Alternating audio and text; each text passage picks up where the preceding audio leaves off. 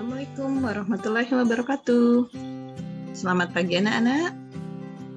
Hari ini kita berjumpa kembali pada mata pelajaran IPA kelas 9A, B, dan C bersama Ibu Pratiwi. Apa kabar kalian semua? Sehat walafiat? Insya Allah semuanya dalam keadaan sehat walafiat. Kita berdoa semoga kita nanti dapat mengikuti pembelajaran tatap muka seperti yang telah dilaksanakan di sekolah-sekolah yang lain terlebih dahulu. Sebelum kita memulai pembelajaran, marilah kita sama-sama berdoa menurut agama dan keyakinannya masing-masing. Untuk yang beragama Islam, mari kita membaca basmalah. Bismillahirrahmanirrahim. Baik, kita langsung memulai pembelajaran kita hari ini.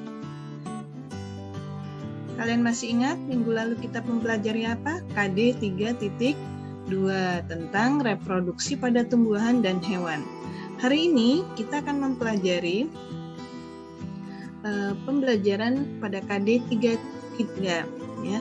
Selamat datang, kalian bersemangat mengikuti sesi belajar seru. Ya. KD 3.3 tentang pewarisan sifat pada makhluk hidup. Nah, ini yang akan kita pelajari mulai 3 kali pertemuan setelah ini. Ya.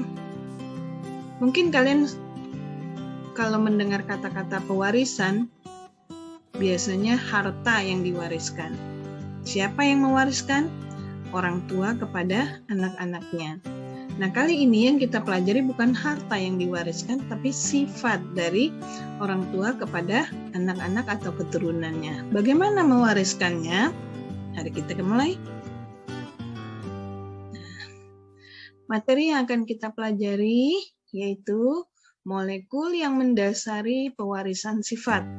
Jadi untuk melakukan pewarisan sifat dari induk kepada keturunannya yaitu melalui molekul yang nanti dinamakan materi genetik. Kemudian yang kedua struktur DNA dan RNA. Yang terakhir adalah peranan materi genetik. Nah, di sini ada gambar. Ini adalah gambar sebuah sel. Tepatnya ini adalah sel hewan karena tidak memiliki dinding. Kemudian ini dia ada inti sel. Nah, di dalam inti sel inilah terdapat materi genetik. Nih, kalau kita lihat, nah gambarnya kayak begini nih, ini namanya kromosom. Kromosom itu merupakan rantai ganda. Ya. Kita lanjutkan, indikator pencapaian kompetensi yang akan dicapai hari ini ada 5. Yang pertama, kalian dapat menjelaskan molekul yang mendasari pewarisan sifat pada makhluk hidup. Kemudian yang kedua, dapat mengidentifikasi struktur molekul DNA. Jadi tahu nih, ada gambar-gambar, kalian bisa menunjukkan bahwa itu adalah struktur molekul DNA. Kemudian yang ketiga adalah mendeskripsikan struktur materi genetik yang bertanggung jawab dalam pewarisan sifat, yaitu DNA, RNA, dan kromosom.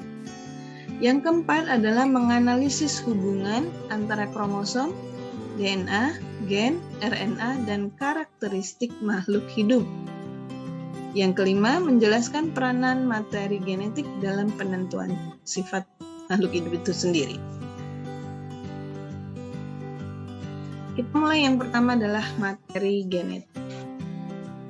Mari kita lihat sama-sama. Ada apa di materi genetik ini? Ini adalah gambar struktur kromosom atau kromosom structure, ya. Di sini ada kromosomnya yang berbentuk seperti ini. Kemudian kalau kita lihat kromosom itu adalah rantai yang berpilin-pilin seperti ya, ulir, bergulung-gulung seperti ini, dan ini rantainya panjang. Nah, kalian lihat demikian, ya, supercoils, kemudian nukleosom, coils, dan histon, ya. Nah, ini rantainya kalau kita buka terakhir kali bentuk seperti tangga tali yang berpilin, ya, tangga tali yang berpilin. Kita mulai. Materi genetik berperan dalam proses pewarisan sifat. Maksudnya seperti ini. Orang tua mewarisi materi genetiknya kepada keturunannya Kalau ayah itu melalui sel sperma, sedangkan ibu melalui ovum. Nah, kemudian materi-materi genetik dari sperma dan ovum itu bergabung, yaitu dari proses fertilisasi atau pembuahan, ya.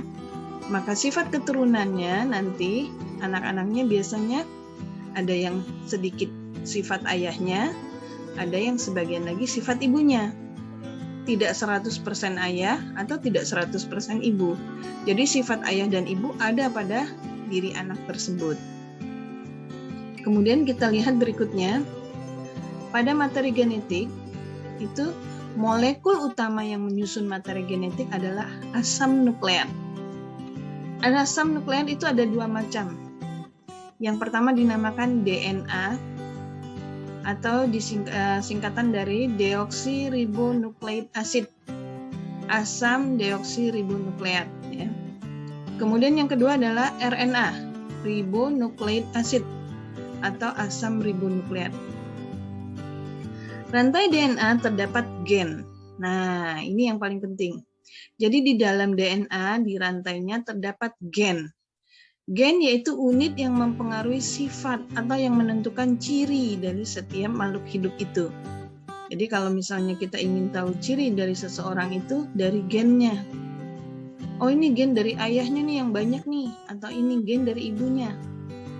Sehingga ciri-cirinya lebih banyak menyerupai atau mewakili dari sifat ayahnya atau dari sifat ibunya. Kemudian kromosom berada di dalam inti sel. DNA melilit pada protein yang disebut histon. Nah, rantai DNA disebut juga secara keseluruhan adalah kromosom. Nah, pada sel akan membelah kromosom.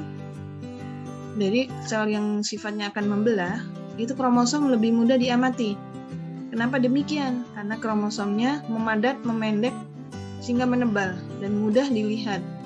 Contohnya kita kalau mau melakukan penelitian tentang kromosom, bisa menggunakan pada ujung akar tanaman yang bawang, ya, tanaman bawang yang baru tumbuh tunas akarnya, kita ambil lalu kita iris, kita lihat di bawah mikroskop, itu akan kelihatan jelas.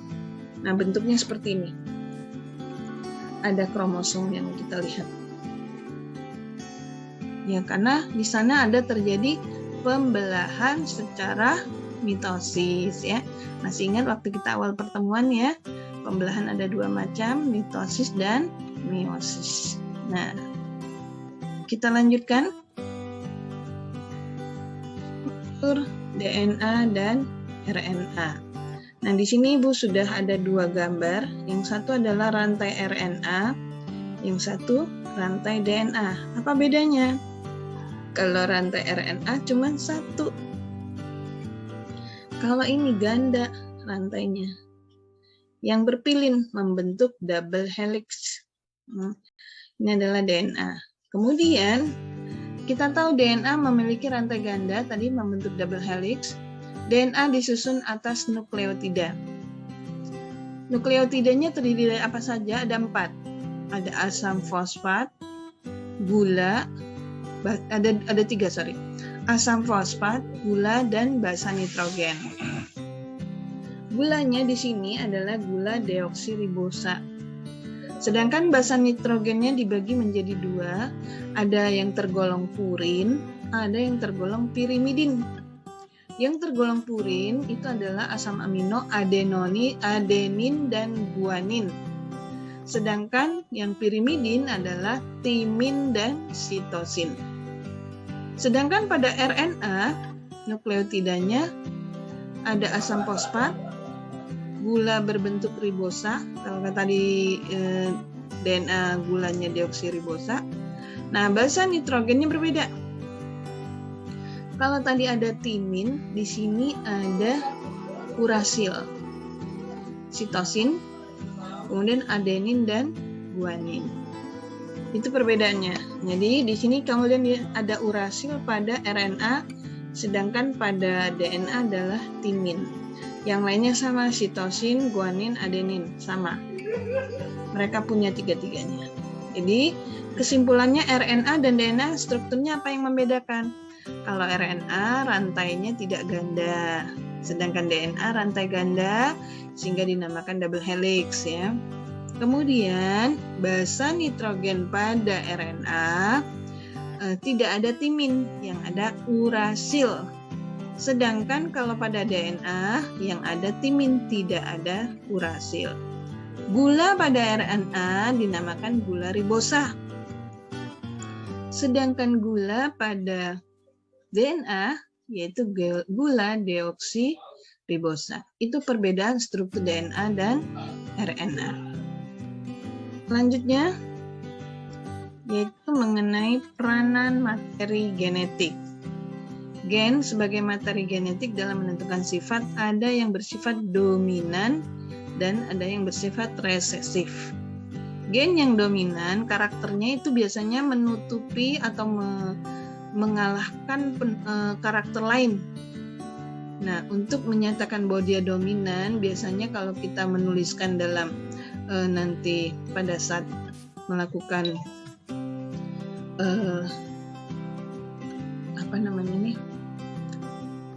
struktur pembentukan penurunan sifat, itu kita kasih lambang untuk yang dominan dengan menggunakan huruf besar dari sifatnya ya.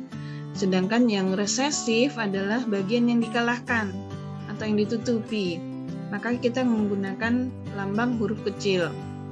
Contohnya gini ya. Sifat gen yang pertama adalah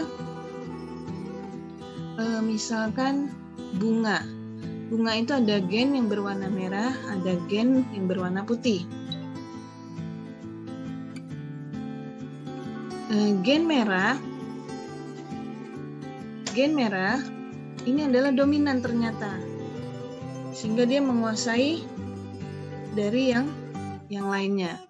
Maka dia kita kasih lambang merah dengan huruf depannya M dengan M besar. Nah, sedangkan sifat yang dikalahkan oleh dia adalah sifat warna putih.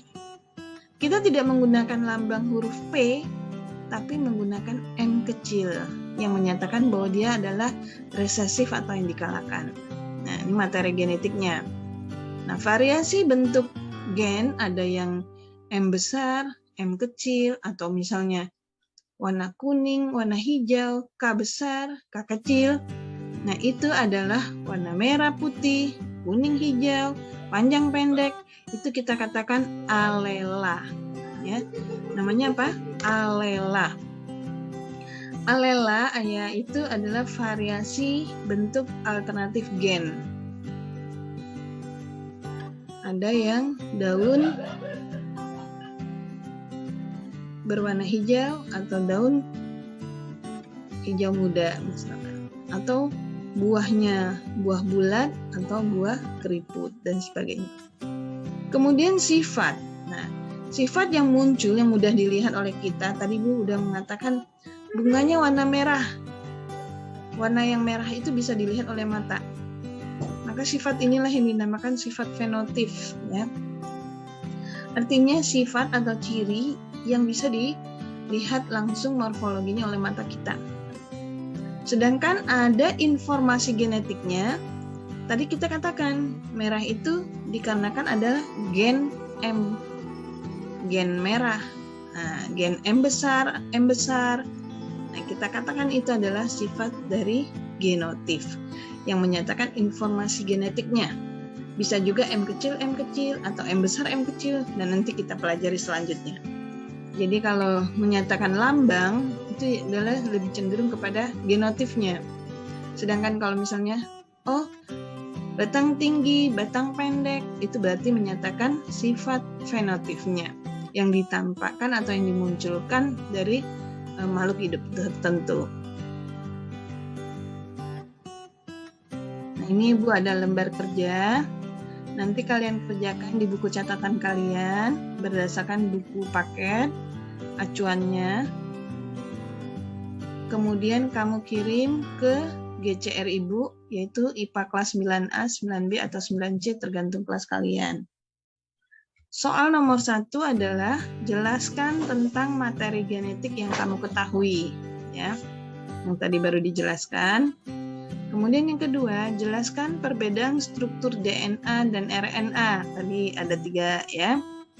Yang ketiga, apa peranan materi genetik untuk apa, ya. Kita lanjutkan berikutnya. Nah, ini adalah karyotip. Karyotip adalah gambaran tentang kromosom pada manusia atau hewan ataupun tumbuhan. Tapi kali ini kita pada manusia, yaitu perempuan dan laki-laki. Lihat di sini, karyotip perempuan, ini kita lihat 1, 2, 3, 4, 5. 1, 2, 3, 4, 20 tambah 2. 22. 22 AA ditambah yang terakhir adalah XX. XX ini adalah menyatakan gonosom, sedangkan yang 22 ini menyatakan adalah autosom. Autosom itu adalah kromosom tubuh, ya. Sedangkan gonosom adalah kromosom kelamin yang menentukan jenis kelamin makhluk itu, ya. Nah, kalau pada perempuan itu 22 AA ditambah XX. Tetapi kalau pada laki-laki bedanya, kalau ini kan sama nih, kromosomnya sama, kalau ini berbeda, yang satu panjang, yang satu pendek. Karyotip laki-laki menjadi 22A, ini adalah autosomnya, gonosomnya adalah XY. Ya, berbeda. Kalau di sini XX, di sini XY. Nah, karyotip untuk sel telur, kita perhatikan di sini. Ini separuhnya. Nah, jumlahnya 22A ditambah X. Jadi bukan XX, tapi sudah X. Kamu masih ingat kenapa gonosomnya menjadi X? Itu karena terjadi pembelahan secara meiosis. Karena nanti mereka akan melakukan fertilisasi, itu pembuahan ovum oleh sperma. Ada penyatuan inti.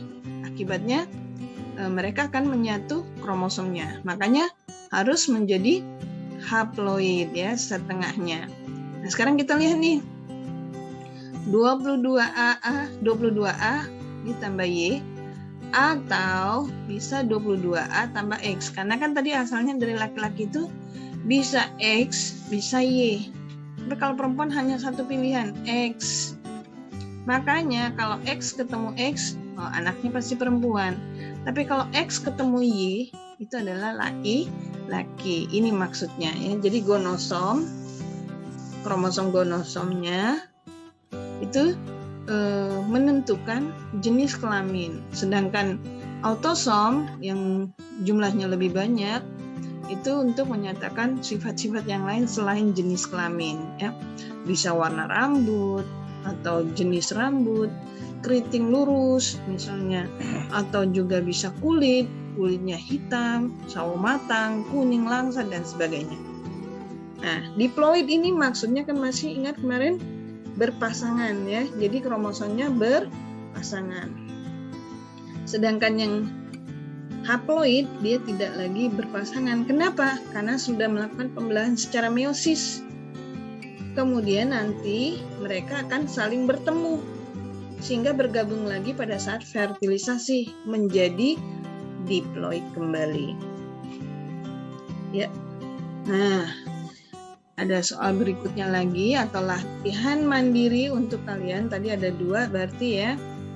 Dari karyotip tersebut di atas, cobalah jawab pertanyaan berikut, lalu tulis di buku catatanmu, kemudian kirim ke Geser. Jadi difoto, ya. Hasil jawabannya difoto. Yang pertama, berapakah jumlah kromosom penyusun sel tubuh manusia? Boleh kamu pisahkan, autosom berapa, gonosom berapa, terserah, atau langsung jumlah semuanya juga boleh. Apakah kromosom-kromosom tersebut berpasangan? Tinggal dijawab iya atau tidak. Berapa jumlah kromosom pada sel sperma? Kamu kasih angkanya saja, nggak usah panjang-panjang jawabannya. Adakah perbedaan kromosom penyusun tubuh perempuan dan laki-laki?